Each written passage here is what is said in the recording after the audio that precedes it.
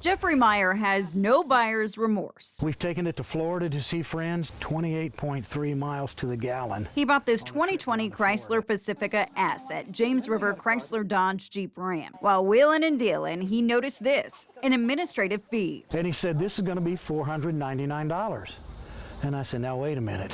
I said, I bought a lot of cars over the years, and I've never paid over $199 for a document fee. He says he was told the money goes to the Missouri's Department of Revenue into the Motor Vehicle Administration Technology Fund. That's the program to overhaul our severely outdated 40-year-old computer system at DMV offices across the state. These poor clerks that are in training over there right now, they have to learn 50 different systems.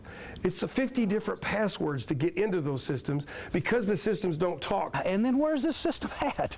I mean, 2026. Eventually, the new system will go into dealerships themselves, so you can pay your car taxes there and not at the DMV. When I first moved down here, it was almost like going back in time. I was like, why are we giving the titles to the customers? In Illinois, it was simple, it was done, it was convenient. John Whittaker with the now Springfield Nissan and Springfield Kia, formerly known as Youngblood, was the only big car dealer we spoke with who would go on camera. He says it's about time. It is going to cause us a little bit more work, but it's going to be way more convenient for the consumer. And that way the state collects their taxes right up front. State Senator Lincoln Huff agrees it'll be good for Missourians. You could oftentimes have several $1,000s in taxes that are owed, sales taxes, and so you can now roll that into your payments, your financing. Are the dealers really collecting $499 on every car that they sell throughout the state of Missouri? And if they are, how much of that is being sent to the state, if any? How much of that are the dealers keeping? All of it? None of it? To find the answers, On Your Side filed this public records request with DOR. A few weeks later, we got this 54-page document.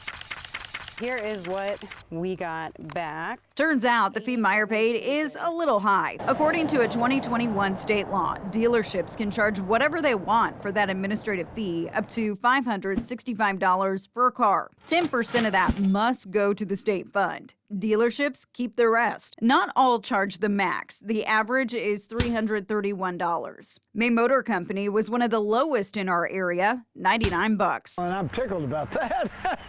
Tickled and not at the same time. I'm thinking, oh gosh, am I leaving money on the table? And I'm not saying that we'll stay at $99 forever, but on the other hand, we're not going to jump to $565 next week either. Car salesmen were quick to tell us it's not a profit gotcha. Well, you know, we really aren't. And at the end of the day, everybody shops online, Ashley, right? And so we take that fee into consideration when we're marketing our pricing. If I'm not competitive with the dealer down the street, my phone's not going to ring. Meyer says he was told he could not negotiate the fee amount. We don't have any flexibility, I believe was his words. Turns out that's correct. DOR says no barter. If they choose to charge an administrative fee, they have to charge that administrative fee to all of their customers at the same price everywhere. Back to the second part of Meyer's question. Are the dealers really collecting $499 on every car that they sell throughout the state of Missouri?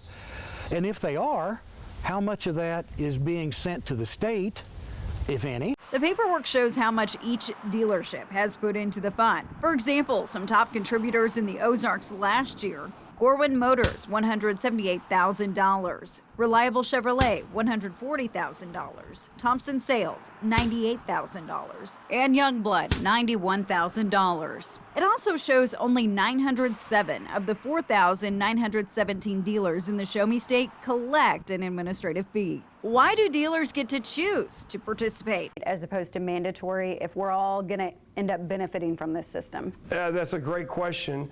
And it is, you know, and dealers that don't charge that, I guess you could say if we buy our car there, we're getting a little better deal. But that's the way the legislature wrote it. You know, that big dilemma between may and shall, and instead of having the shall word in there, it had the may, which meant the dealers were able to choose whether they wanted to charge that fee or not. I think it's up to the individual dealers and dealerships to decide where and how much they would charge, or if they charge at all. Those 907 dealerships that have the administrative fee are putting about $1.5 million a month into the fund. I guess I'm rather happy to hear that they're turning over the fee that they're supposed to. In that records request, I asked to see the total budget for the fund. Documents show by 2031, this is a more than $82 million projected program. You know, it takes time to build, obviously, a giant IT system like this, but I think in the end, it'll be a better system for the public. But we certainly want to follow the money and know that it's being spent wisely. Of course. Dispersed $6.5 million for infrastructure equipment. Be interesting to know if that was put out for public bid, wouldn't it?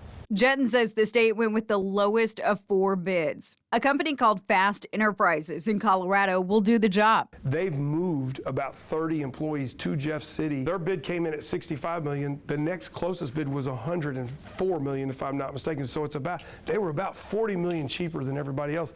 And they've kind of got a reputation as being the top modernization company in the nation. I think we're the 17th state that they're doing this at. And is our budget comparative to other states who have similar programs? From our understanding, from what we've researched and seen in other states, yes. $278 is the monthly cost for 2 leased printers. We have so much trouble keeping the printers operational. You know, they do a heavy volume at the license offices. They break, they go down. And so we think it's going to save us money to go with the print contract, whereas after that, we don't have to worry about a breakdown, because one of the reasons you see delays is you come in here, the printer's not working. No, we could go over to Office Depot right now and find cheaper printers, bulk order at Best Buy. DOR says the computers won't be ready for another 3 years. And I've got a strange feeling that that's going to be kind of a shorter deadline than they're going to be able to meet.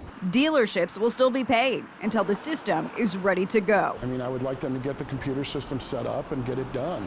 We're sending them a lot of money every month. When the switch happens, that 10% the state collects from dealerships will drop to 1%. Well, we're hoping that other 9% will help cover the additional expenses we'll have in staff needed. Meyer might not agree with the cost, I don't think we're getting much bang for our buck. but we did track down where our money goes. I'm tickled with what you found out.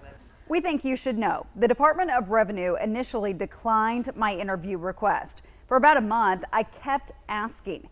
They wanted me to send questions beforehand. We don't do that. KY3 News told Governor Parson and Senator Huff about this problem, and eventually we got that set down interview. We'll continue to follow this story. For On Your Side, I'm Ashley Reynolds.